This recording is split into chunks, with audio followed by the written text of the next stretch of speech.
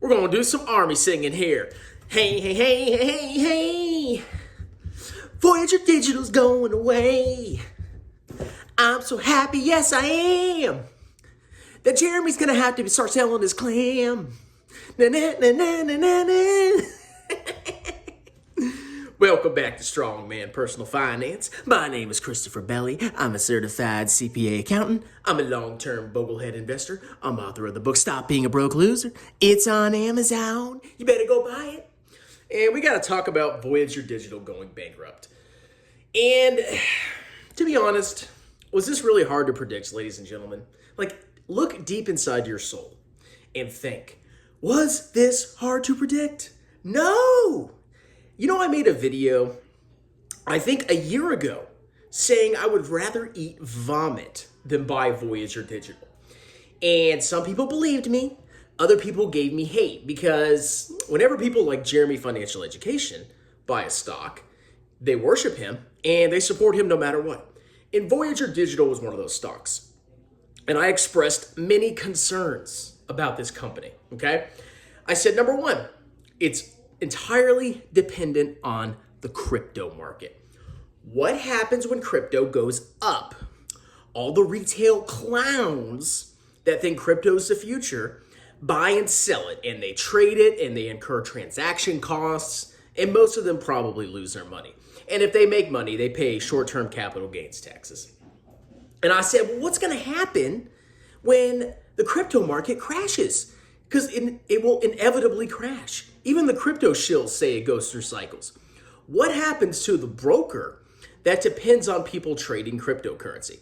Now, some people argue and say, well, even in down markets, people are trading cryptocurrency. I mean, obviously, if there's transactions, if the price is going down, sales must be happening.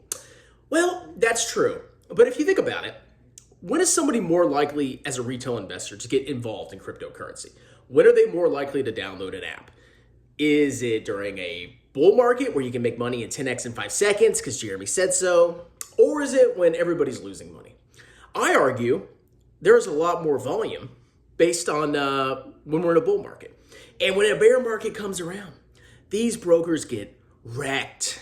Now, another risk that I mentioned about this stupid company that none of you freaking clowns listen to me about. Oh, Jeremy's a genius because he has a nice pink hat. Another risk is that Voyager was paying super high interest rates on deposits of different cryptocurrency.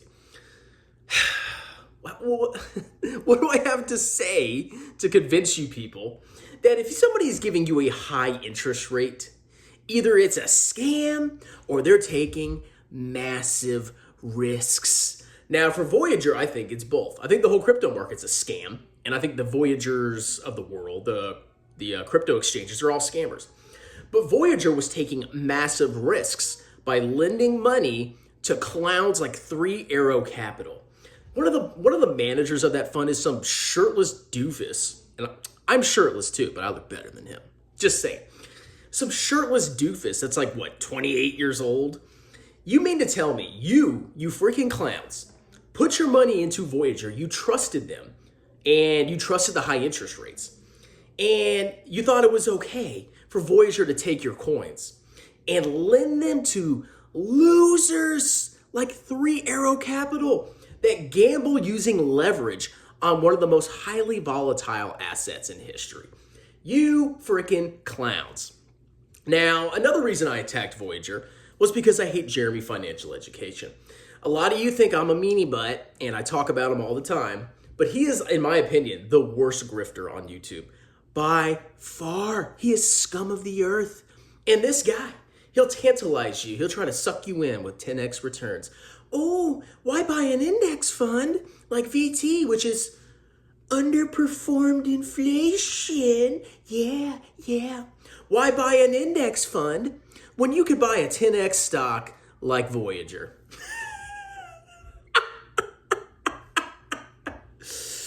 Do you see the wisdom of the index fund? Do you see it now? Maybe just a little bit.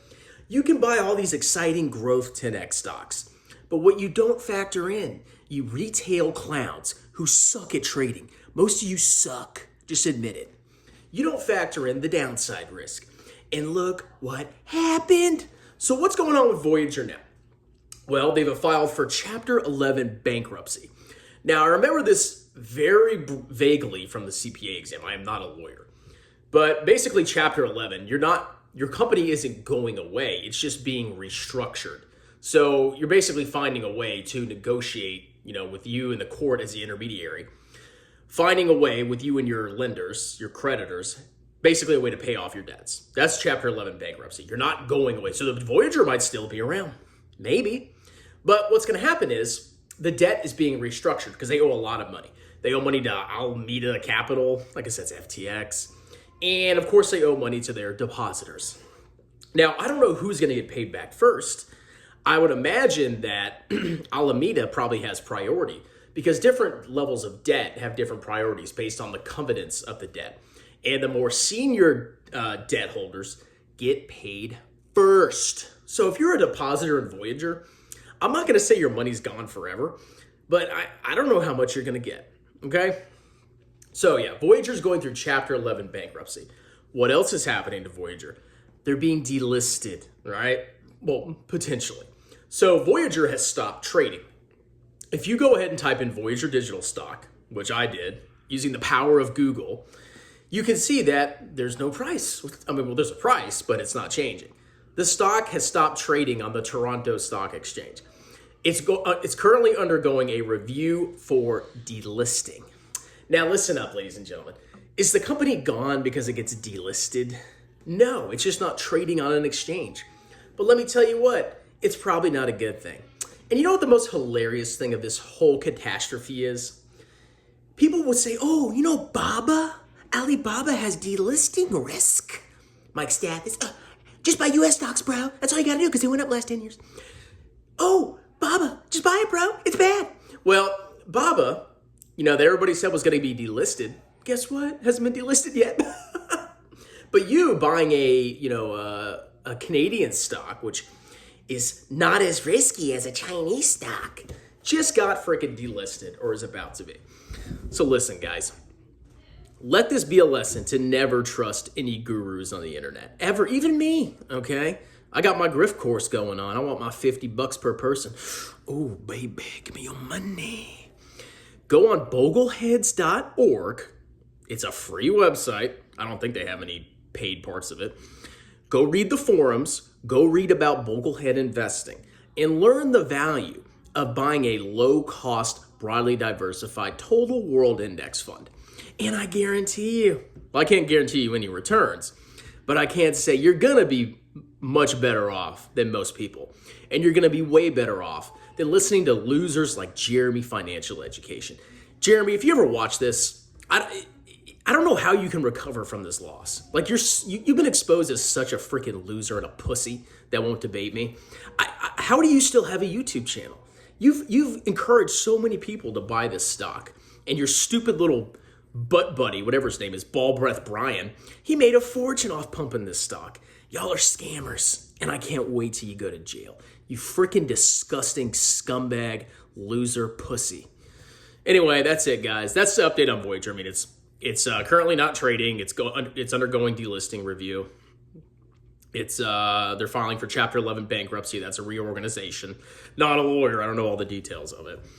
But that's pretty much it. And don't buy any trash stocks, especially stocks based on cryptocurrency. Talk to you later. Cheers.